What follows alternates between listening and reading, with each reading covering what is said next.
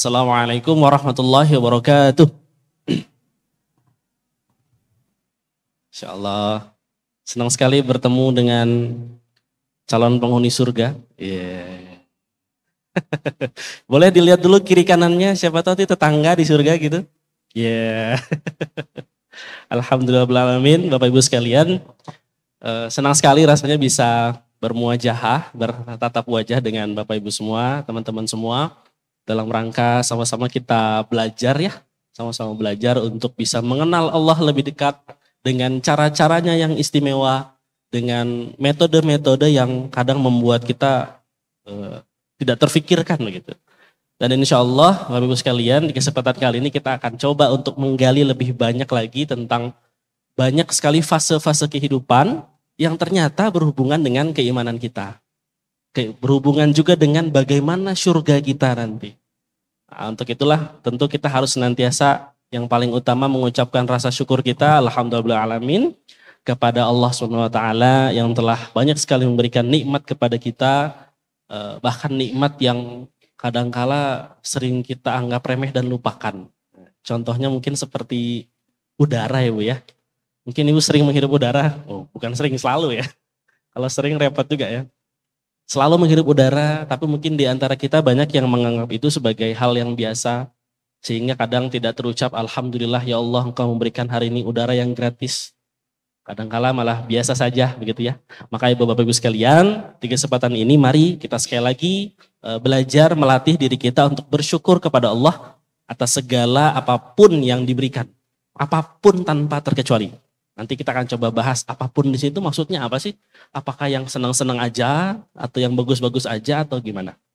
Nah, Bapak Ibu sekalian yang dirahmati Allah SWT, terkait dengan satu permasalahan yang sering dialami oleh anak muda, mungkin Bapak Ibu di sini ada yang memiliki putra-putri yang sudah beranjak remaja barangkali ya, dari kelas 6 menuju SMP, mungkin SMP menuju SMA, atau mungkin teman-teman yang sedang berkuliah itu menemukan satu kata yang familiar sebenarnya, galau begitu ya. Cuman banyak di antara kita yang mengatakan galau itu hanya urusan cinta-cintaan. Nah, sebenarnya secara makna tidak hanya cinta-cintaan ya Bapak Ibu ya, tapi semua hal yang punya ciri-ciri sebagai berikut. Nah, yang pertama itu biasanya cemas. Kita sering cemas ya, cemas hari ini makan apa ya? Masak apa ya? Cemas hari ini suami maunya apa ya, yang sudah bersuami. Cemas hari ini istri mau hadiahnya apa ya, mau jajan cilok yang mana ya, misalnya gitu. Atau sedih, atau bimbang, atau bingung, atau gelisah. Ya. Jadi semua hal yang tadi kita sebutkan kalau disederhanakan dengan bahasa anak muda, itu namanya galau Bapak Ibu sekalian. Jadi sekali lagi, galau tidak hanya urusan percintaan, tapi semua hal yang membuat kita sedih, yang membuat kita gelisah, yang membuat kita ragu, yang membuat kita cemas, tidak pede, semua hal. Yang pada intinya kita tidak merasa tenang. Mungkin bagi laki-laki ya, laki-laki yang akan segera menikah barangkali, pusing atau bingung, siapa yang akan saya pilih? Setelah saya pilih, bagaimana saya meyakinkan orang tua saya bahwa pilihan saya yang terbaik? Atau bagaimana saya membuktikan cinta saya kepada dia? Apakah hanya dengan kasih makan cinta? Wah, pasti ibu-ibu tidak ada yang mau.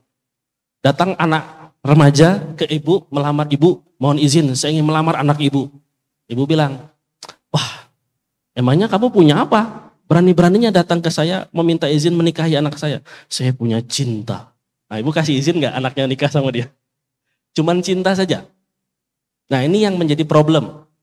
Nah, kegalauan-kegalauan itu perlu kita terjemahkan dengan lebih membumi, dengan lebih sesuai dengan kekinian kita, terutama keadaan kita sebagai muslim, sebagai seorang hamba Allah. Nah, Bapak Ibu sekalian, pada tahap ini kita bisa menyadari bahwa sebenarnya perasaan galau yang itu maksudnya adalah bimbang, cemas, bingung, apalagi macam-macam segala hal yang membuat kita tidak tenang itu, ternyata di dalam agama Islam itu memiliki ruang, memiliki porsi, memiliki maksud. Kita mulai dengan satu pertanyaan. Kira-kira Bapak Ibu sekalian, boleh nggak sebagai seorang manusia kita itu merasa cemas, merasa bimbang, merasa galau, merasa tidak yakin? Boleh atau tidak? Boleh banget. Boleh banget. Karena memang sifat manusia itu kan diliputi oleh dua hal. Yang pertama adalah sifat lupa, yang kedua adalah sifat khilaf. Lupa dan khilaf ini kalau digabung, jadilah manusia. Jadilah kita. Nah, karena memang dasar fitrah kita itu adalah orang yang sering mungkin lupa, mungkin juga bimbang dan segala macamnya, maka perasaan galau, cemas dan lain sebagainya adalah perasaan yang sangat boleh dimiliki oleh siapapun. Tidak terbatas pada usia, tidak terbatas pada jenis kelamin, tidak terbatas pada status. Presiden saja kalau memang beliau galau untuk menentukan sebuah kebijakan, itu dia jatuh pada kegalauan. Nah, maka Bapak Ibu sekalian, kalau ada yang bertanya, boleh nggak kita sebagai orang Islam, sebagai mukmin, orang yang manusiawi, itu merasakan galau? Jawabannya tentu saja adalah boleh, dan itu lumrah. Tidak perlu takut dianggap orang yang labil, tidak perlu dianggap sebagai orang yang pelin-pelan, atau tidak beranian, tidak pedean, nggak masalah. Karena memang secara fitrahnya kita memiliki sifat-sifat itu. Nah kemudian, kalau perasaan galau, resah, bimbang, cemas itu dibolehkan di dalam Islam, kira-kira maksudnya apa ya? Maksudnya kenapa sih Allah ngasih manusia tuh rasa galau, rasa bimbang, rasa cemas, rasa tidak pede, rasa sedih? Apa sih hikmah di balik itu semua? Nah, kalau saya membuat sebuah kalimat begini Bapak Ibu sekalian, ternyata Nabi saja pernah galau. Nah, kira-kira Bapak Ibu setuju nggak? Wah, Nabi galau, kayaknya nggak mungkin deh. Kan manusia paling sempurna kan Nabi ya. Apakah Nabi juga merasa galau? Ini pertanyaan yang sangat mendasar untuk bisa dijawab. Nabi itu galau Bapak Ibu sekalian di usia 40 tahun. Wah, Ibu Bapak Ibu usianya sudah mungkin ada yang 20, dulunya ada yang 30, ada yang 40. Apakah tidak boleh galau? Boleh Bapak Ibu sekalian. Nabi saja galau di usia 40 tahun. Wah, ini kok berani banget bilang Nabi galau. Apa alasannya kok bisa mengatakan Nabi itu galau di usia 40 tahun? Ternyata Bapak Ibu sekalian, ketika kami dulu belajar di kampus Universitas Al-Azhar di Mesir, dosen kami di jurusan akidah dan ilmu pemikiran, beliau menyatakan bahwa ternyata manusia itu bisa sempurna level kemanusiaannya kalau dia melalui 3 hal, 3 fase. Yang pertama, dia merasa gelisah dengan sesuatu yang tidak cocok dengan dia. Nah, mungkin Bapak Ibu sudah sering merasa gelisah ya. Mungkin ada orang yang sholatnya cepat, dia merasa nyaman, tapi kita ketika jadi makmumnya tidak nyaman. Nah itu gelisah. Jadi fase yang pertama adalah fase gelisah. Setiap kita insya Allah pernah gelisah ya Bapak Ibu ya. Tidak mungkin tidak. Maka dalam fase ini setiap manusia perjalanan hidupnya pasti pernah merasa gelisah. Tapi yang menarik adalah setelah gelisah dia ngapain? Nah di sini kata dosen saya, dosen Syekh Zakzuk, namanya Zakzuk ya. Beliau menyebutkan fase yang kedua. Fase yang kedua adalah ketika dia mulai menyendiri. Menghilang dari dunia. Mencoba untuk mencari alasan kenapa ini terjadi. Mencoba mencari sebab kok ini bisa terjadi. Bagaimana supaya ini tidak terjadi lagi. Ternyata Bapak Ibu sekalian, dari penjelasan guru kami itu, bisa kita tangkap bahwa sebenarnya yang dialami Nabi Muhammad SAW di usia 40 tahun adalah fase galau. Coba kita bayangkan ya, kita coba kembali, kita bayangkan kita berada di gurun pasir begitu ya. Kemudian Nabi SAW tiba-tiba menyendiri, yang awalnya suka dengan keramaian tiba-tiba suka menyendiri. Bapak Ibu sekalian perlu tahu bahwa Rasulullah SAW itu ketika mudanya, kita sebut Muhammad muda, itu pernah tertarik dengan pertunjukan, mungkin kalau kita sebut sekarang seperti pertunjukan seni musik. Acaranya itu masih maghrib. Rasulullah itu, belum jadi Rasul ya, satu Muhammad muda itu, kepikiran setelah selesai menggembala, itu menepi ke tempat tersebut untuk istirahat sebentar. Di pohon kurma begitu ya, wah mungkin kalau sekarang, masih jam 4, acaranya masih mulai sekitar jam 6 atau jam 7. Rasulullah, Muhammad muda, beristirahat sebentar. Sama Allah ternyata dibuat tertidur pula sampai dini harinya. Akhirnya Rasul Muhammad muda ini tidak sempat menonton pertunjukan.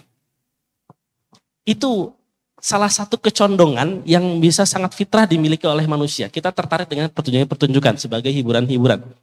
Tapi menariknya setelah beliau menikah di usia 25 tahun dengan istri beliau yang pertama berusia 40 tahun. Ketika masuk fase usia 40 tahun, kurang lebih ke usia 39 tahun menuju 40 tahun, itu beliau merasa aneh dengan lingkungan yang ada di Mekah. Kok orang itu senang, capek-capek kerja dari pagi sampai sore, tapi malam uangnya dihabiskan untuk mabuk-mabukan, berjudi, dan lain sebagainya. Itu bagi Muhammad muda saat itu, belum jadi Rasul ya, itu aneh. Terus ngapain capek-capek, kemudian malamnya dihabiskan, besok pagi kerja lagi banting tulang, malam dihabiskan seperti itu, begitu seterusnya. Belum lagi sampai pada perbuatan-perbuatan yang tidak baik, zina dan seterusnya. Perbuatan tersebut membuat memori seorang Muhammad muda itu merasa aneh. Emang kehidupan seperti ini ya? Apakah siklusnya kita siang bekerja sampai sore, malam kemudian melakukan hal-hal demikian, habis duitnya, pagi kerja lagi, apa gitu aja? Apakah cuma di situ saja fungsi rutinitas manusia? Ternyata pertanyaan standar seperti itulah yang membuat Muhammad muda saat itu merasa aneh dan gelisah. Wah, kalau gini kok kayak aneh ya? Akhirnya apa yang beliau lakukan? Beliau memisahkan diri. Jadi pagi tetap kerja, tapi malam tidak bergabung dengan mereka yang mabuk-mabukan, berjudi dan seterusnya. Tapi malah menepi di sebuah gunung, bukit begitu ya. Teman-teman sudah tahu semua, terutama yang umroh ya. Nah, kalau mungkin yang pernah naik sampai ke atas begitu ya, di Gua Hira itu kan terjal sekali, Masya Allah ya. Kerasa ada yang jalannya begini. Dulu jalannya bukan begini Bapak Ibu sekalian. Dia begini, naiknya ke atas. Maka kalau yang pernah umroh merasakan naik untuk parkir mobilnya saya sudah begini. Saya lupa begini atau begini, saya lupa. Sangat curam. Jadi kan kebayang Nabi Muhammad waktu itu belum jadi Nabi, usia 40 tahun menaiki gunung itu, bukit itu sampai ke Gua Hira.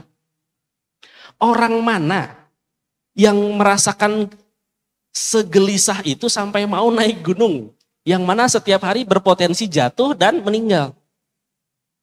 Tapi Rasulullah saat itu dalam fase galau, gelisah, aneh, bingung dengan kehidupan sosialnya, memilih menjauh dari masyarakat dan naik ke bukit. Dan itu tidak terjadi sekali ya Bapak Ibu ya, terjadi berkali-kali. Sampai di atas, melihat Mekah dari atas begitu ya, dari gunung, Masya Allah indah sekali. Tapi kok keindahannya isinya ketika di zoom lagi tuh orang-orangnya pada mabuk, ada yang berjudi, ada yang lain sebagainya. Apakah ini keindahan Mekah di malam hari? Ternyata kegalauan-kegalauan itu, kegelisahan itu yang membuat Nabi Muhammad merenung. Apa yang salah?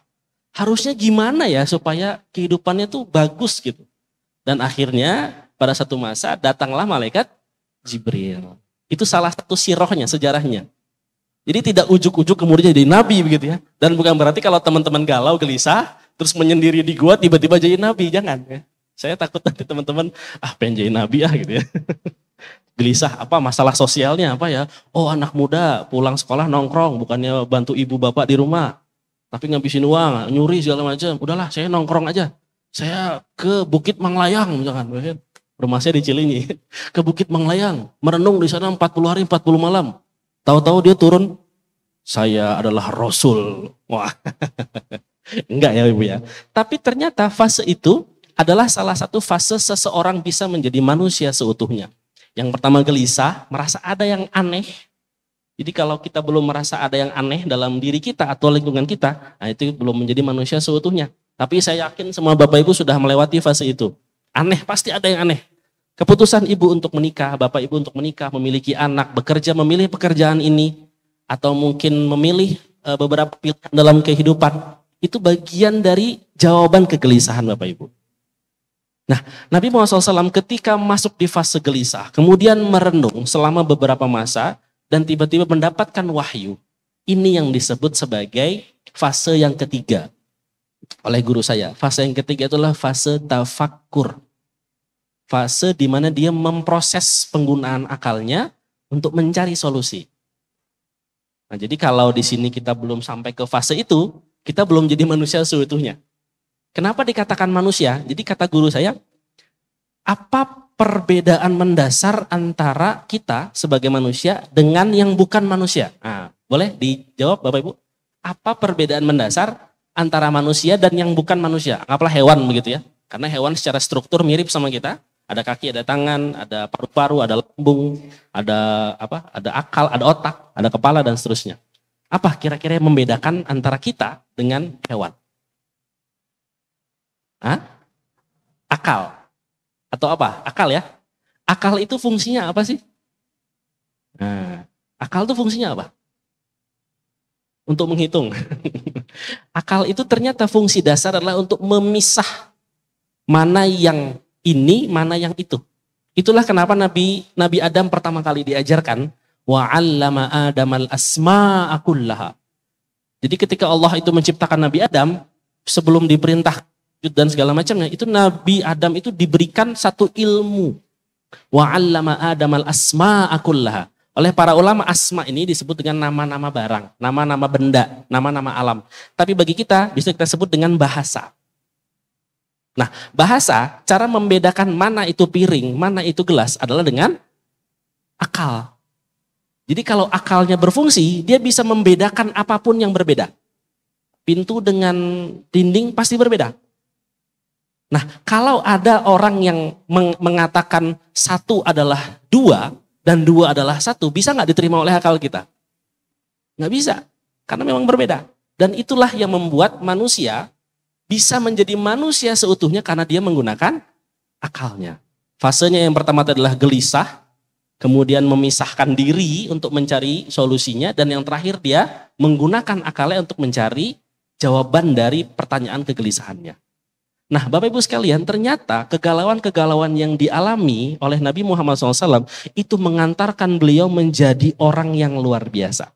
Kita coba kembali flashback ketika Nabi SAW itu belum lahir, beliau sudah menjadi seorang yatim, tidak ada ayahnya. Ketika sudah lahir beliau, yang mendidik bukan ibunya langsung, tapi melalui Halimatus Sa'diyah yang menyusuinya, melalui pamannya Ali bin Abi Thalib, tidak melalui ibunya. Betul ya? Bisa terbayang nggak ada orang, manusia, anak kecil, itu tidak mendapatkan langsung pendidikan dari orang tuanya. Tapi mendapatkan pendidikan bukan dari lingkup terdekatnya. Bagaimana dia mengenal sosok ayah, bagaimana dia mengenal kasih sayang orang tua, dia tidak mendapatkan itu. Nabi Muhammad tidak mendapatkan itu. Tapi bagaimana ternyata di balik itu semua Allah mendidiknya langsung.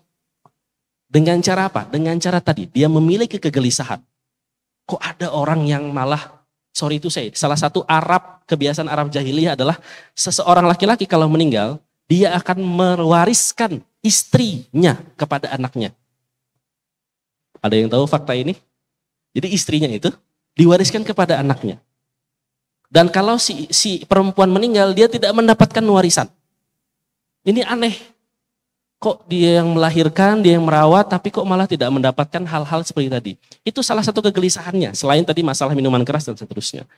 Itulah yang kemudian membuat Nabi Muhammad SAW menjadi pribadi yang berbeda. Kita bayangkan misalkan ada anak yatim piatu sejak kecil, mendapatkan pendidikan bukan langsung pendidikan Allah, apakah sama dewasanya seperti dewasa Nabi Muhammad?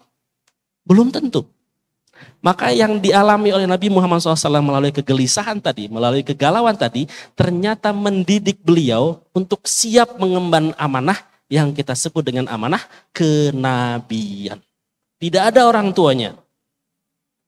Ya kan?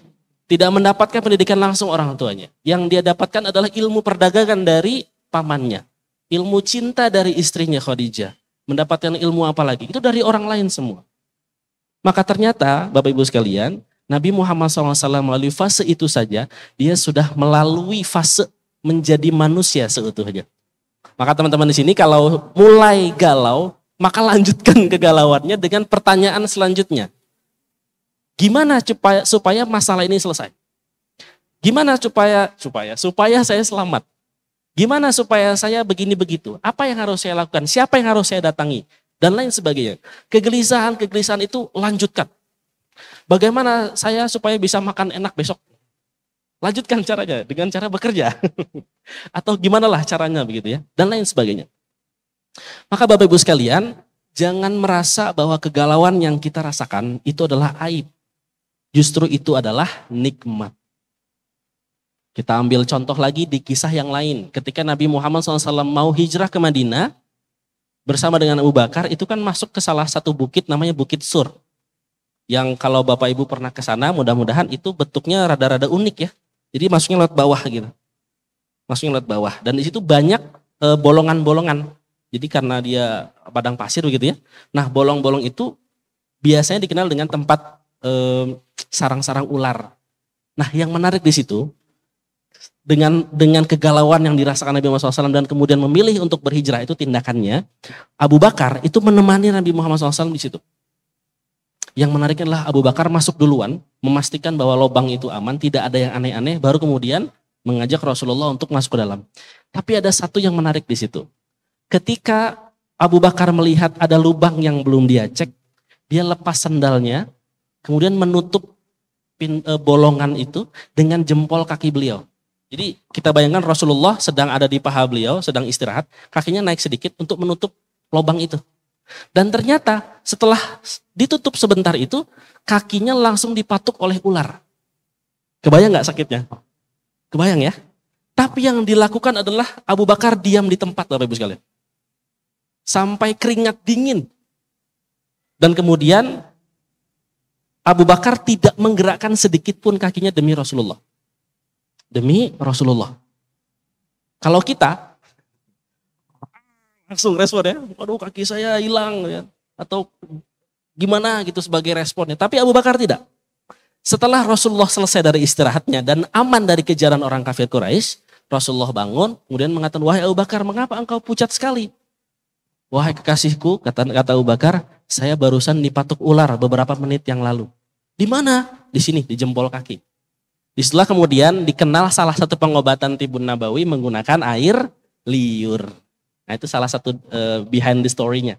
Jadi menggunakan air liur Nabi SAW kemudian dioleskan dan kemudian racun itu keluar. Kalau kita yang pakai liur kita bisa nggak keluar ya? Beda ya. Malah kita ketularan ya.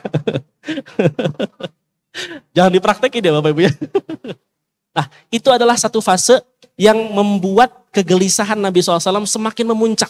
Disebutkan di dalam Al-Quran, idhuma fil ghar, kemudian waqala li sahibihi la tahzan innallaha ma'ana. Di situ Rasulullah SAW dalam keadaan sangat galau, sangat gelisah.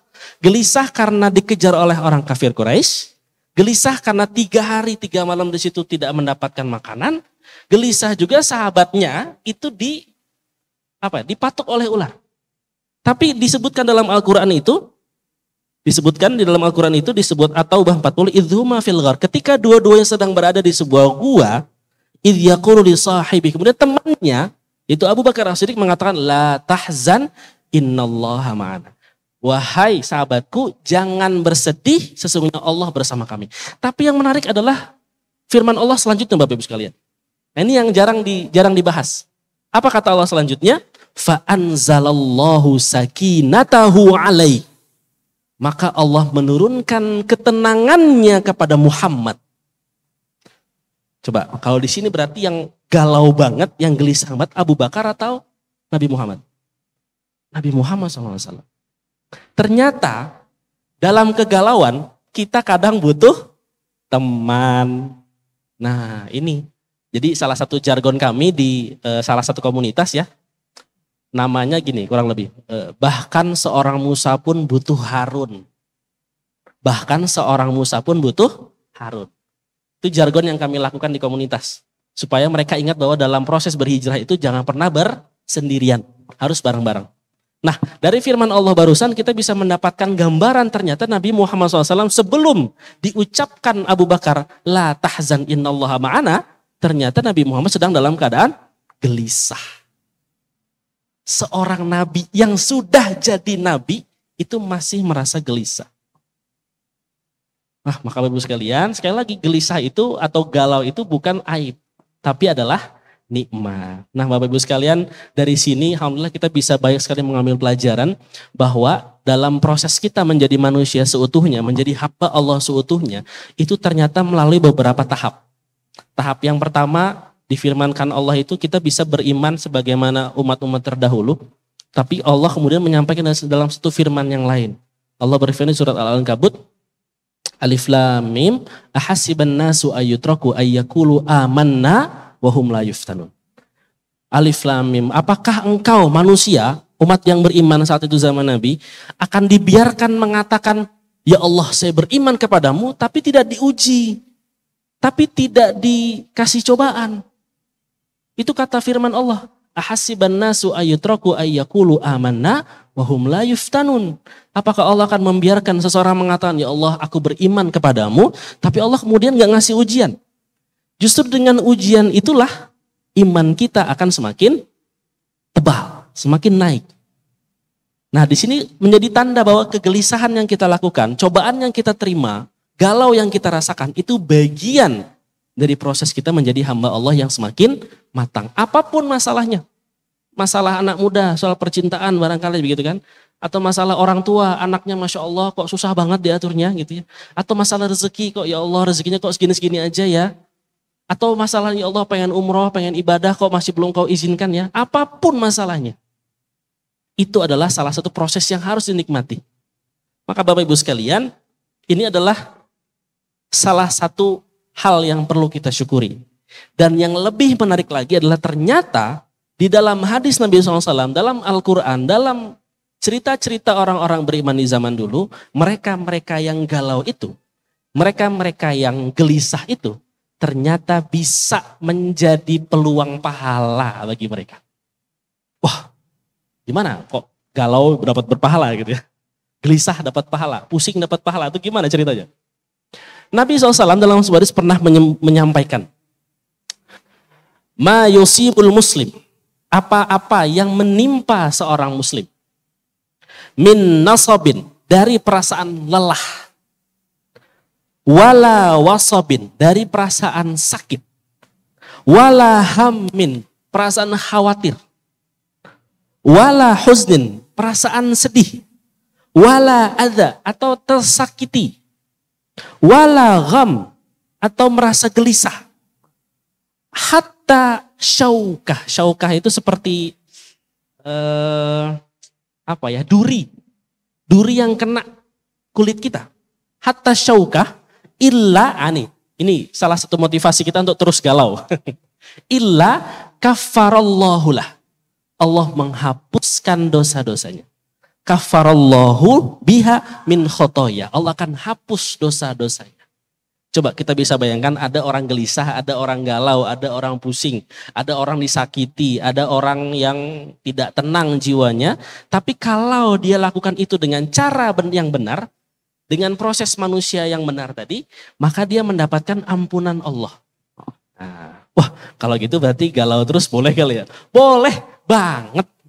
Dengan catatan ya jangan stop di galau aja gitu ya. Tapi cari apa nih solusinya ya? Apa jawabannya gitu. Kemudian dilakukan. Tapi paling tidak dalam hadis Nabi SAW itu dikatakan, seandainya seorang muslim itu diuji, tertimpa dengan musibah, tertimpa dengan gelisah, tertimpa dengan sedih, tertimpa dengan khawatir, tertimpa dengan gangguan, tertimpa dengan bahkan duri yang menyentuh kulitnya saja, itu bisa berpotensi pahala kalau yang pertama, dia merasakan atau mendapatkan, mengedepankan rasa sabar. Nah itu poin yang pertama. Nabi SAW ketika merasa gelisah, itu kan dikucilkan ya dari sosialnya karena tidak ikut tren. Tren saat itu adalah malam-malamnya berjudi dan mabuk, tapi Rasulullah tidak ikut. Dikucilkan beliau. Tapi ternyata dari kucilkan itu beliau bersabar dan memilih untuk mengasingkan diri. Sekali lagi ternyata dalam proses tersebut, Nabi SAW sudah melalui tahap menjadi manusia yang terlatih. Manusia yang siap membawa amanah besar yaitu kenabian. Maka bagi kita, kalau kita merasa beban hidup kita itu semakin hari kok semakin besar. Kok ya Allah saya rajin sholat tapi kok malah semakin susah hidupnya. Saya rajin kerja tapi kok rezekinya malah menurun. Saya rajin ini rajin itu kok malah engkau uji yang aneh-aneh. Tenang saja Bapak Ibu. Itu hanya sedikit fase sebelum nanti Ibu menemukan loncatan yang baru. Sebab Nabi SAW tidak ujuk-ujuk menjadi Nabi. Nabi SAW harus naik turun gunung dulu, kemudian dicekik malaikat Jibril, kemudian mendapatkan gambaran wahyu yang luar biasa, oleh ulama kita disebutkan ada satu kebiasaan wahyu yang kalau itu datang ke Nabi itu rasanya sangat menyakitkan, yaitu suara lonceng. Jadi lonceng, kita lagi berdiri, tiba-tiba ada suara lonceng di atas. Deng, ya Muhammad. Ada suara seperti itu. Dipanggil nama ibu misalnya, Bu Siti misalnya. Bu Siti, nggak ada siapa-siapa. Tiba-tiba ada suara, tuh udah geluduk ya. Itu salah satunya. Maka Bapak Ibu sekalian, ternyata dengan perasaan galau kita tetap bisa mendapatkan pahala, bahkan dihapus dosa-dosa kita apabila kita sabar. Dan yang kedua, selain bersabar adalah perasaan bersyukur. Sebab banyak sekali orang di luar sana yang ditimpa musibah tapi tidak sadar. Salah satu contohnya adalah dia tidak sholat, dia tidak berzakat, dia tidak berzikir, tapi sama Allah dikasih rezeki yang tidak pernah berhenti. Jabatannya naik, anak lancar sekolahnya, istrinya senang terus, hartanya bertambah, jabatan oke, kolega makin banyak. Itu yang disebut sebagai nikmat yang tidak nikmat. Kita sebut dengan istilah istidraj. Itu nikmat, tapi sebenarnya adalah ujian. Maka kalau Bapak Ibu sekalian itu diuji, itu justru harusnya bersyukur. Karena Nabi SAW dalam sebuah hadis yang lain disebutkan, idza ahabballahu abadan, kalau Allah itu mencintai seorang hamba, ibtalah. Allah akan uji dia. Ternyata kalau kita diuji, Allah sedang cinta. Kalau Allah cinta itu kan resepnya cuman, coba kalau ibu nih cinta sama seseorang, biasanya ujian yang paling standar apa deh? Kalau ketemu malu ya, ngomong malu ya, yang masih teteh-teteh udah senyum-senyum gitu ya. Itu baru-baru perasaan cinta. Tapi ternyata maksud di situ adalah ketika Allah mencintai seorang hamba, Allah justru akan mengujinya. Kok malah diuji? Sebab orang yang diuji, dia akan mencari tempat bergantung. Itu logika. Kalau Anda, Bapak Ibu sekalian itu merasa tidak nyaman, pasti akan mencari perlindungan. Kehujanan akan mencari tempat berteduh. Itu logika. Maka dengan demikian menyatakan, kalau engkau, wahai hambaku, aku uji kamu berbagai macam ujian. Diuji sedemikian rupa yang bahkan engkau kalau bisa menangis darah. Tapi saya mau lihat setelah itu kamu kemana? Apakah engkau mencari saya? Kata Allah, atau malah mencari yang lain. Bayangkan, Allah lagi cinta sama hamba. Tiba-tiba hamba itu diuji, merasa puyeng, pusing, lelah. Tiba-tiba mengadunya sama bukan Allah. Kira-kira Allah cemburu gak Bapak Ibu? Cemburu. Harusnya baliknya ke siapa? Ke Allah. Coba bayangkan betapa baiknya Allah, cara mencintai yang tidak terlogika gitu. Orang kalau mencintai itu kan dikasih, ibu sayang sama anak, cinta sama anak, dikasih apa yang dia minta. Tapi definisi cinta yang terbaik itu justru adalah dengan menyiksa anak melalui pendidikan. Itu contohnya. Seorang ayah cinta sama anaknya, tapi nggak bisa terus-terusan mengelus anaknya. Sesekali anaknya harus diajarkan untuk naik angkot sendiri ke sekolah. Sesekali anaknya harus diajarkan tidak diberi uang jajan. Bagaimana cara dia bertahan hidup? Itu salah satu bentuk cinta. Dan kalau kembalinya kepada orang tuanya, bagaimana perasaan kita? Wah, ternyata anak saya kembali ke saya, berarti saya ada di hatinya. Maka itu juga yang dirasakan oleh Allah. Kalau kita diuji oleh Allah dengan berbagai macam ujian, kegelisahan, kegalauan, kebingungan, tapi kita kembali kepada Allah, itu adalah jalan yang Allah mau. Dan Allah akan berikan apa yang kita minta. Udu'uni astajib lakum, kata Allah. Udah capek berjuang, udah capek gelisah, mau kembali ke Allah, ya udah minta aja. Kata Allah, minta aja. Udu'uni, mintalah sama aku, sesungguhnya aku akan menjawab. Maka Nabi SAW dalam hadis tersebut mengatakan, idza ahabballahu abadan ibtalah. Kalau Allah mencintai seorang hamba, itu justru diuji. Supaya cinta Allah tidak bertepuk sebelah tangan, kita kembalinya ke Allah. Jangan ke yang lainnya Bapak Ibu ya. Atau Akang Teteh ya. Mudah-mudahan dengan demikian Allah buka yang lainnya. Balasan cinta dari Allah itu akan lebih luar biasa dibandingkan balasan dari yang lain.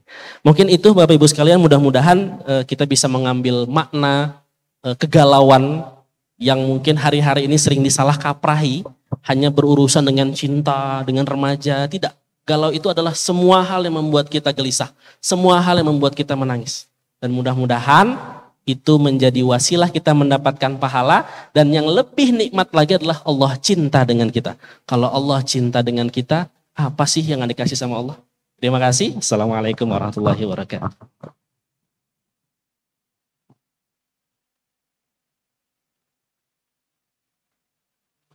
Wabarakatuh. Ya, ceramah yang luar biasa ilmunya ya. Jadi kita udah tahu galau ternyata juga bisa berpahala. Nah, ini kan udah disampaikan materinya tadi sama Ustadz. Kira-kira nih dari teman-teman semua, dari Bapak, Ibu, Akang, Teteh, ada yang mau nanya nggak? Barangkali nih ada yang lagi galau datang ke sini. Aduh Ustadz, lagi galau nih. Solusinya apa nih kalau dalam perspektif Islam? Nah, kan bisa ditanyakan barangkali. Nah, kira-kira ada yang mau nanya nggak? Yang cowok atau yang akhwat? Oh, boleh.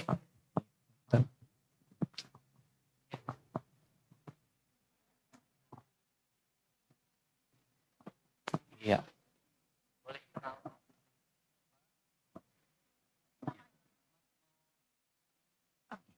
Tes. Oke.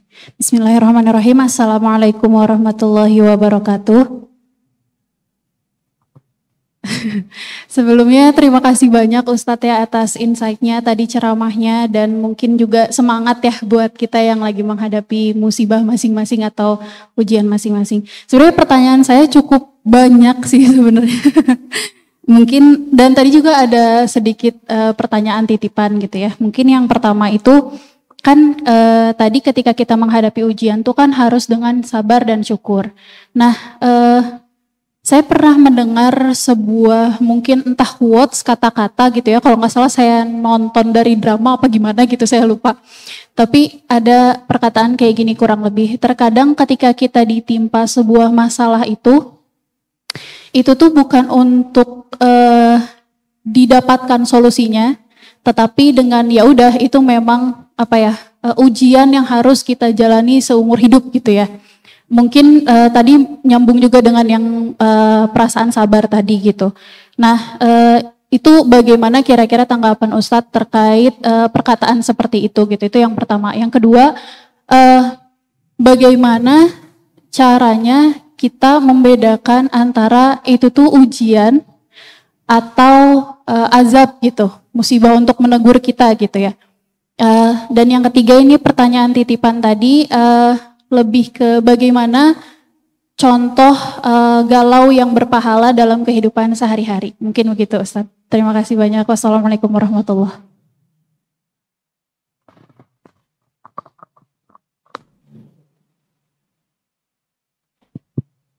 Warahmatullahi wabarakatuh. Ya, pertanyaan yang luar biasa dan padat dan banyak ya Teh. Ya. Jadi ya langsung saja kita serahkan pertanyaannya ke Ustadz. Barangkali gimana Ustadz? Direkap dulu Kak. Ada rekapannya. Ya. Baik, yang pertama ada quotes di TikTok, saya juga pernah lihat kalau nggak salah. Kadang ujian itu bukan untuk dicari solusinya, tapi untuk dijalani. Saya bisa menyatakan hal itu benar. Apa buktinya? Buktinya adalah kisah tentang Nabi Yunus alaihissalam. Nabi Yunus alaihissalam itu sudah berdakwah lama sekali, tapi yang beriman sedikit. Kalau mungkin bahasa anak sekarangnya, Nabi Yunus pundung. Pundung itu apa ya Teh? Bahasa Indonesia Teh, apa? Tahu pundung ya? Pundung Teh apa ya bahasa Indonesia? Gimana? Meraju. Udah ibadah lama, ngajak dakwah lama, tapi yang beriman sedikit. Coba lihat bagaimana cara Allah menyelesaikan permasalahan yang dimiliki oleh Nabi Yunus. Ketika sedang diusir dari kapal begitu ya. Yang terjadi justru Nabi Yunus diterkam. Jadi makan hiu ya. Coba selama proses, ada yang tahu berapa lama di sana? Belum tahu ya. Saya juga lupa sih. Ada yang mengatakan beberapa puluh tahun. Ada yang mengatakan beberapa generasi. 40 ya. 40 hari ya. 40 hari. 40 hari. Dan menariknya di situ, coba ibu bapak boleh membaca sirahnya, sejarahnya. Simpelnya adalah ketika Nabi Yunus itu merasa gelap di dalam perut ikan paus, tidak memiliki penerangan. Itu kan banyak doa-doa yang keluar ya. Banyak doa penginsyafan dan seterusnya. Coba lihat, setelah selesai prosesnya itu, Nabi Yunus dimuntahkan oleh paus, dan yang terjadi adalah umatnya malah bilang ini, wahai Yunus, kamu kemana aja? Kami itu nyari kamu loh, mau belajar agama. Coba terbayang nggak? Nabi Yunus bukan cuman ya, diungkap begitu ya di dalam perut ikan paus, tidak mencari solusi, Bahkan hanya mencoba menenangkan diri, merefresh kembali makna dakwah, makna dan segala macamnya. Tapi ketika dilontarkan dari perut ikan paus, ternyata umatnya sudah beriman. Yang diminta Nabi, yang diminta Allah selanjutnya adalah ini udah ada yang beriman, sok lanjut. Kadang ketika menghadapi masalah, tidak semuanya perlu kita selesaikan. Kadang juga perlu hanya diam aja gitu. Diam, mengakui kekhilafan, atau mungkin ada hal-hal yang kurang, merenung, beristighfar, bertadabbur, hal-hal yang barangkali ada yang perlu kita lengkapi dalam diri kita. Tapi ketika masanya masuk, muncul, ternyata tinggal ngelanjutin. Tidak perlu capek-capek lagi Nabi Yunus untuk berdakwah memasukkan orang Islam. Orangnya sudah Islam. Nah itu salah satu fase yang menurut saya kenikmatan yang luar biasa. Dan tidak semua orang mendapatkan nikmat itu ya. Ada yang punya masalah tapi harus diselesaikan. Tapi ada juga yang punya masalah, kadang solusinya hanya diam. Diam dengan cara apa? Merenungi tadi. Contoh lainnya seperti apa? Contoh lainnya adalah Nabi Zakaria. Nabi Zakaria itu kan dikatakan sezaman dengan ibundanya Nabi Isa alaihissalam, Maryam. Menariknya, Maryam itu kan Zakaria itu ketika masuk ke tempatnya Maryam, peribadatannya, itu selalu ada makanan. Jadi ketika musim panas yang datang makanan musim dingin. Ketika musim dingin yang datang musim panas. Ini siapa yang ngasih? Bahkan disebutkan itu salah satu karomah ya. Mungkin nanti di pelajaran tauhid kita akan bahas itu masalah karomah. Dan itu yang membuat Nabi Zakaria kemudian merasa yakin satu hal. Bahwa ternyata Allah sangat mudah memberikan apapun kalau Allah mau. Dan Nabi Zakaria itu adalah salah satu nabi yang lama sekali mendapatkan keturunan. Jadi beliau sering datang ke mihrab, kan ada ayatnya biasa di sini. Menghadap mihrab, idnada rabbahu dan seterusnya. Dan ternyata doa untuk memiliki anak itu dibalas. Datang malaikat dikatakan, wahai Nabiullah, engkau akan mendapatkan anak. Dibalas oleh si Nabi, tapi kan saya sudah tua, istri saya sudah mandul, bagaimana mungkin saya mendapatkan anak? Ternyata dikasih sama Allah anak. Coba. Kadang effortnya nggak yang perlu effort sampai ke dukun gitu ya, atau ke dokter mencari segala macam proses gitu. Ternyata malah Allah memberi fasilitas yang berbeda. Udah mulai berguntur. Ada yang harus melewatinya masalah itu dengan cara menemukan solusinya, ada yang tidak perlu. Contoh lain lagi apa? Ketika Nabi SAW itu ke Taif, berdakwah ke Taif. Pertama kali berdakwah itu dilemparin batu. Rasulullah berhenti, pindah cari hijrah yang lain. Ketika sudah mantap hijrahnya, ke Madinah sudah oke, ketika pindah ke Taif, semua orang Taif dari yang paling besar sampai yang paling kecil, itu mencari-cari Nabi, bahkan menyanyi juga. Tola'al badr. Jadi nyanyi itu bukan hanya di Madinah ya, di beberapa tempat juga demikian. Maka Bapak Ibu sekalian, dalam menghadapi kegalauan atau masalah dalam hidup, kadang kita perlu menyelesaikannya dengan menemukan solusinya, atau kadang dengan cara lain. Yaitu dengan merenung. Bagaimana cara membedakannya? Membedakan sederhana sebenarnya. Kalau masalah itu kita yang buat, kita cari solusinya.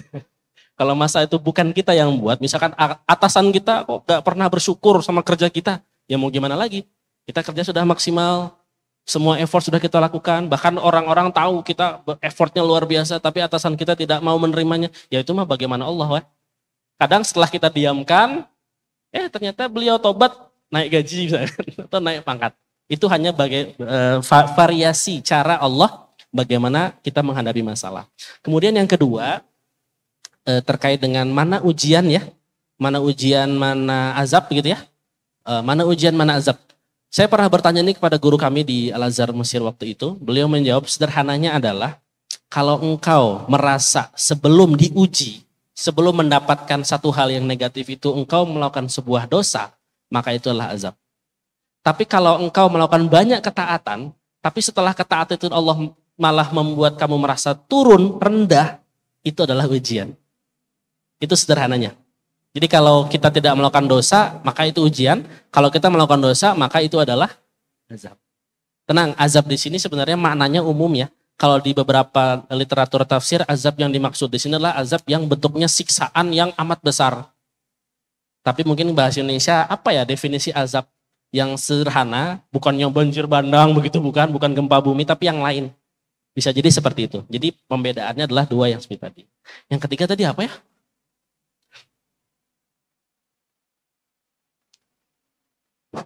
Yang ketiga, bagaimana contoh galau yang baik itu gimana sih? Galau yang baik, galau datang ke kajian atau enggak? Galau yang baik adalah galau yang pilihannya dua-duanya jelas. Yang satu berpahala, yang satu enggak berpahala. Enggak berpahala ya, bukan dosa ya. Kalau dosa jelas, pilihannya jelas. Datang kajian atau enggak ya? Nah itu. Contohnya apalagi? Kalau belum menikah, saya pilih laki-laki solih yang apa adanya atau yang kaya tapi bisa saya ajak solih ya. Itu galau, tapi berpahala. Karena apa? Karena menuju pada ibadah yang lebih baik lagi. Nah, atau apalagi misalkan, galau nih mau umroh pekan ini atau pekan depan ya. Itu galau yang berpahala itu. Kalau bisa malah yaudah dua-duanya aja gitu ya. Jadi sebenarnya galau yang kita maksud di sini adalah semua hal galau yang kalau kita memilih salah satunya itu justru mendekatkan kita sama Allah. Apapun, misalkan teman-teman ke masjid awalnya mau dengar kajian, berpahala ya. Tapi pas hujan banyak sendal-sendal atau sepatu-sepatu yang akan kehujanan kalau kita tidak mengambilnya. Itu galau. Milih kajian aja atau biarin sepatu basah atau saya sepatu basah tapi kajiannya terlambat. Tenang, dua-duanya berpahala. Itu galau yang mantap. Galau nih, masuk surga, masuk neraka ya. Oh itu jelas. Pilih masuk surga. Galau nih, berpahala yang infak sedikit tapi sering atau infak banyak tapi sekali aja ya. Itu galau. Bagus galaunya, dua-duanya bagus. Ini tidak perlu pusing ya, mencari mana galau yang bagus. Banyak banget. Galau nih, mau nemenin anak dulu belajar ngaji, atau saya duluan yang belajar ngaji sama teman-teman di kajian, majelis taklim misalkan. Itu sama-sama galau. Pilihannya, mangga kumaha ibu bapak, mana yang prioritas saat itu. Ada banyak sekali contoh kegalauan yang justru mengundang kita kepada pahala. Itu kalau galau pada hal-hal yang baik. Tapi galau misalkan dalam hal gelisah pilihan-pilihan hidup, atau cemas dengan keadaan hari esok, atau tersakiti oleh perasaan itu tersakiti oleh teman, atau bahkan dilukai secara fisik. Selama kita tadi mengawinkan antara sabar dan syukur, itu juga menghapuskan dosa-dosa. Jadi kalau galau mindsetnya adalah mindset Allah, mindset pahala, apapun galaunya, best buy lah. Dua-duanya sama-sama baik. Tapi kalau jelas satu baik, satu enggak baik, ya tidak ada pilihan lain. Galaulah dengan galau yang membuat kita berpahala. Ada banyak sekali. Nanti mungkin Teteh bisa mencari galau nih. Wudhu dulu atau enggak dulu? Sholat wudhu enggak ya? Oh itu wajib wudhu ya. Contoh. Banyak sekali contoh-contohnya yang bisa kita kaitkan. Selama galau itu yang kita maksudkan, salah satunya itu justru makin membuat kita dekat sama Allah. Atau merasa lega kalau kita melakukannya. Dalam arti, saya habis melakukan sesuatu yang baik nih. Pasti Allah sayang deh sama saya. Nah itu juga termasuk untuk galau yang baik, galau yang berpahala. Itu baru perasaan sudah berpahala loh ya. Apalagi kalau dilakukan, Masya Allah. Bisa berkali-kali lipat lagi. Wallahu a'lam bishawab. Masya Allah ya, jawabannya luar biasa banget. Gimana Teh? Apakah masih ada unek-unek atau udah cukup? Masya Allah, berarti jawabannya sudah cukup. Atau ini ada bapak-bapak atau ibu-ibu, Akang Teteh, ada yang mau nanya lagi? Ada yang mau nanya lagi kah? Tidak ada? Kalau tidak ada, oh ada. Masya Allah. Ya.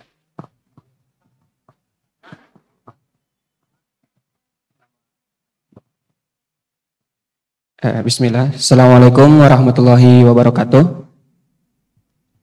Sebelumnya izin memperkenalkan diri dulu. Nama saya Fikri. Izin bertanya Ustadz. Tadi kan perihal kegalauan ini kita sering kegalauan ini kan sering kegelisahannya itu disebabkan oleh orang-orang dari sekitar kita gitu. Entah itu kelakuannya yang gak masuk akal, bahkan melenceng dari agama. Nah, dan kita mungkin udah merasakan gitu bahwa ada yang namanya itu FOMO kan, tahu kan? Kita takut ketinggalan atau berbeda dari orang lain gitu.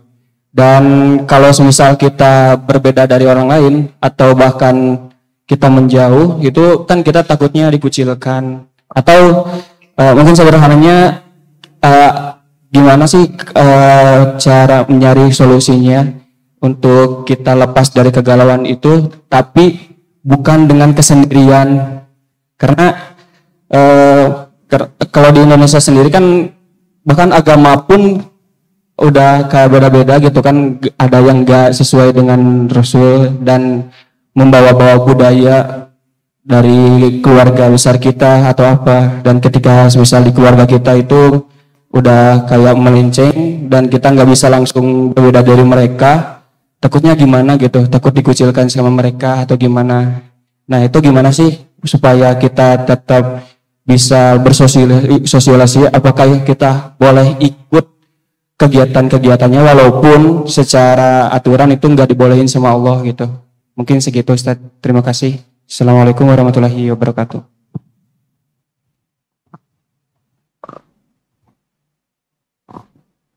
Ya Ustaz, ya seperti itu pertanyaannya. Jadi kegalauan seorang yang kan di masyarakat kita sering ada yang FOMO-FOMO gitu ya Ustaz. Nah terus tapi kita pengen menjaga diri gitu, tapi tidak dengan jadi orang yang apa ya, ansos gitu misalnya. Gak ketemu siapa-siapa karena pengen jaga diri. Nah itu gimana Ustaz? Nah, kurang lebih gitu ya kan? Masya Allah. Ini kegelisahan yang menarik ini. Semoga Anda tidak jadi nabi ya. Jangan ya. Tapi insya Allah menjadi pribadi yang lebih baik. Saya pernah ikut salah satu short course tentang sekolah pemikiran Islam. Di Bandung mungkin ada, di Istiqomah kalau saya tidak salah ya. Saya belajar di situ satu paradigma yang menarik sekali. Paradigmanya adalah Islamic worldview. Islam, sudut pandang Islam. Worldview Islam. Maksudnya ternyata setelah saya mendalami term tersebut atau istilah tersebut, yang dimaksud di sini adalah kalau tolak ukurnya masih bukan Allah, kita selalu tidak akan pas.